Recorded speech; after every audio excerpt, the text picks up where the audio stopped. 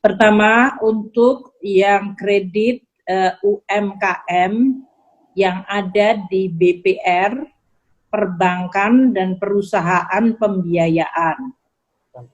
Yang di BPR itu tercatat 1,62 juta debitur. Yang di perbankan itu 20,02 juta debitur. Dan di perusahaan pembiayaan ini termasuk mereka yang membeli kredit modal kredit motor roda 2 itu ada 6,76 juta debitur.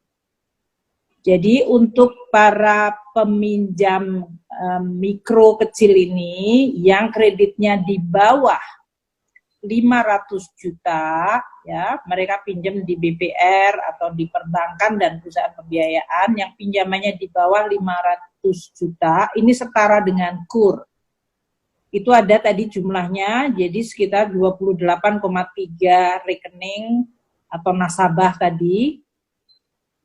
Mereka mendapatkan fasilitas 3 bulan pertama bunganya dibayarkan oleh pemerintah sebesar 6%, dan 3 bulan selanjutnya bunga yang ditanggung pemerintah 3%. Jadi dalam hal ini pemerintah memberi subsidi bunga selama 6 bulan, yaitu 3 bulan pertama 6%, sebagian dari bunganya ditanggung pemerintah, dan untuk 3 bulan selanjutnya 3%.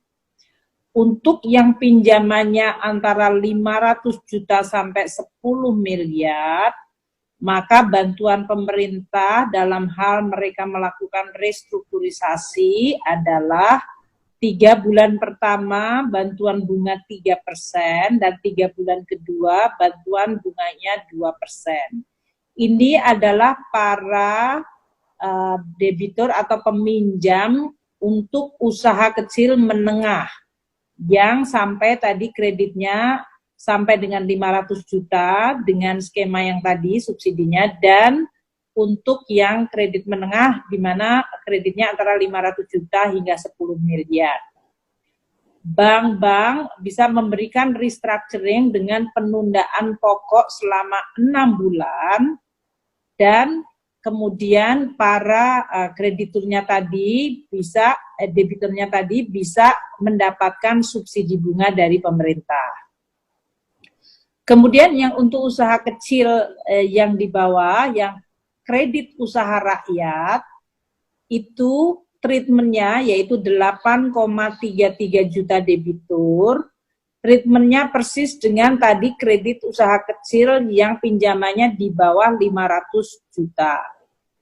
Sedangkan untuk yang ultra mikro, yang pinjamannya itu antara 5 juta hingga 10 juta atau di bawah itu adalah masuk dalam kategori mekar, kredit mekar 6,08 juta debitur, UMI, ultramikro 1 juta debitur, dan di pergadaian yaitu sebesar 10,6 juta debitur. Mereka ini akan mendapatkan juga bantuan bunga atau subsidi bunga dari pemerintah. Untuk yang UMI, mekar, dan pegadaian ini, mereka mendapatkan yang ultramikro ini adalah pembayaran bunga oleh pemerintah selama 6 bulan sebesar 6%. Nah, total kredit yang akan direstrukturisasi, yang akan ditunda pokoknya adalah sebesar 105,7 triliun. Penundaannya ya, ini yang untuk KUR, UMI, mekar, dan pegadaian. Sedangkan yang untuk BPR, perbankan, dan perusahaan pembiayaan, total penundaan angsuran diperkirakan sebesar 165,48 triliun. Dengan demikian, total dari keduanya itu penundaan angsuran akan mencapai 270 atau 271 triliunan, ya, 271 triliun dari total angsuran yang ditunda selama 6 bulan ini. Untuk kredit yang lain yang tadi disampaikan oleh Pak Menko, seperti koperasi yang belum mendapatkan akses UMI, itu kita perkirakan jumlahnya mencapai 1,7 juta debitur. Kemudian nasabahnya LPDB yang mencapai 30.000, dari merchant atau UMKM yang selama ini menjadi merchantnya di berbagai online platform, ada 3,7 juta. Serta UMKM yang ada di Pemda, petani, nelayan, itu semuanya jumlahnya sekitar 6,29 juta. Itu juga akan mendapatkan subsidi bunga 6% selama 6 bulan dari pemerintah. Ini totalnya kita perkirakan outstandingnya 16,3 triliun dan penundaannya adalah 13,87. Nah, syarat-syarat yang tadi telah disampaikan oleh Pak Menko adalah, pertama, pemerintah akan minta kepada bank untuk membuat proposal untuk para debitur yang memenuhi syarat. Debitur yang memenuhi syarat itu adalah yang mereka memang terkena COVID, yang nilai tadi kreditnya adalah kalau untuk KUR berarti sampai 500 juta, untuk menengah sampai 10 miliar, dan untuk UMI yang kecil tadi. Debitur itu memiliki track record yang baik, jadi mereka selama ini selalu bisa membayar kreditnya dengan kategori lancar, yaitu kolektibilitas 1 dan 2. Dan mereka tentu kita harap memiliki NPWP dan pembayaran pajaknya baik. Mereka tidak masuk dalam daftar hitam dari OJK. Dan kemudian bank-bank ini dengan proposal tersebut yang diverifikasi oleh BPKP, kami kemudian akan bisa memberikan subsidi bunganya. Kalau bank kemudian karena adanya penundaan angsuran menghadapi masalah likuiditas, pemerintah tentu akan menyiapkan, pertama tentu di dalam mekanisme yang selama ini sudah ada di dalam interbank maupun dengan Bank Indonesia, namun pemerintah juga menyiapkan suatu cadangan bantuan dukungan likuiditas bagi bank-bank yang melakukan restructuring itu dengan penempatan dana pemerintah di bank tersebut. Yang ini semuanya nanti akan diatur di dalam PP yang tadi Bapak Presiden minta supaya diselesaikan dalam minggu ini, sehingga bisa kita segera melakukan program ini kepada masyarakat melalui tadi perbankan dan lembaga keuangan BPR, dan bahkan melalui lembaga UMI dan lembaga PMN serta BAV dan Pegadaian. Untuk kredit modal kerja yang Bapak Presiden tadi juga sampaikan dan Pak Menko menyampaikan, ini kita akan melakukan untuk kebutuhan modal kerja dari mereka yang sudah mendapatkan restructuring.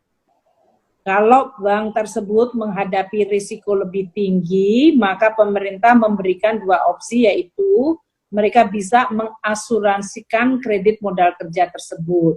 Sehingga kemungkinan ada jaminan apabila sampai kalau terjadi risiko terhadap modal itu, maka dia diasuransikan. Inilah kenapa tadi Pak Menko menyampaikan untuk 2 BUMN Jamkrindo dan Askrindo, akan kita tingkatkan kemampuan mereka di dalam melakukan pemberian jaminan kepada bank-bank yang memberikan kredit modal kerja bagi para nasabahnya yang sudah mendapatkan restructuring.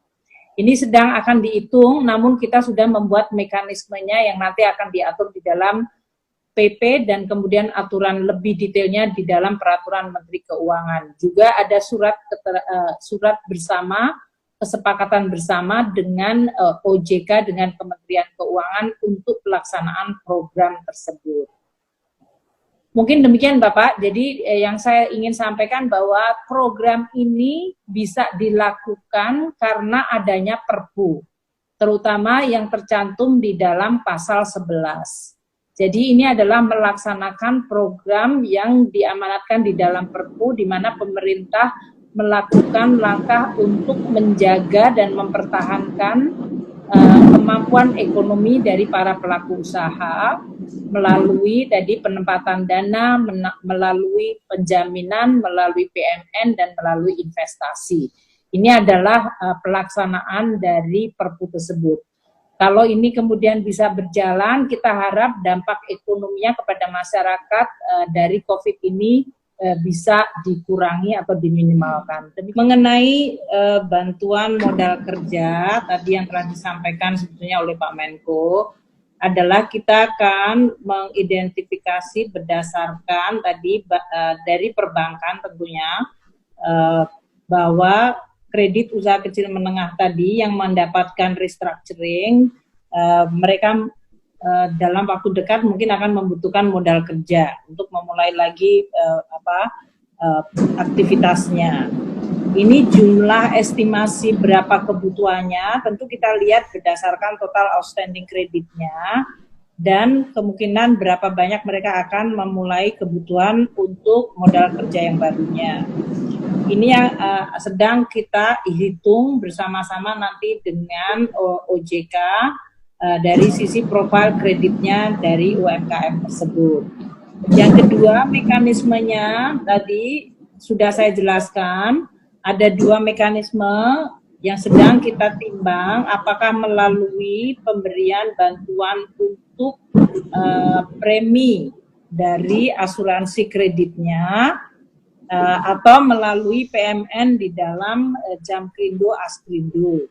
Karena kita ini sekarang akan terus membuat penyelesaian, nanti di dalam PP-nya dibuat terbuka opsi 2 tersebut. Sedangkan kebutuhannya nanti kita akan hitung. Seperti yang terlihat di dalam seluruh program penanganan COVID ini, semuanya bergerak secara sangat dinamis. Dari mulai bulan Maret, waktu Perpu diterbitkan, sampai dengan sepanjang bulan April ini, kita lihat banyak sekali program-program yang dimodifikasi terus. Makanya kami di dalam penetapan nanti berapa anggaran dipakai untuk apa, kita akan terus melakukan sesuai dengan azas akuntabilitas, update kepada masyarakat, termasuk kepada DPR, dan nanti kita tentu akan laporkan ke BPK. Jadi dalam hal ini kita akan segera menyelesaikan PP. Bapak Presiden mengharapkan secepat mungkin, saat ini sedang di dalam proses panitia antar kementerian dan harmonisasi. Kita upayakan untuk segera bisa selesai dalam minggu ini. Pada saat yang sama, kami juga sudah mulai menyiapkan PMK untuk pelaksanaannya. Dan tentu karena ini nanti bekerja sama dengan OJK dan BI, kita juga akan menyelesaikan seluruh peraturan tersebut. Kapan? Kita harapkan awal Mei sudah bisa jalan.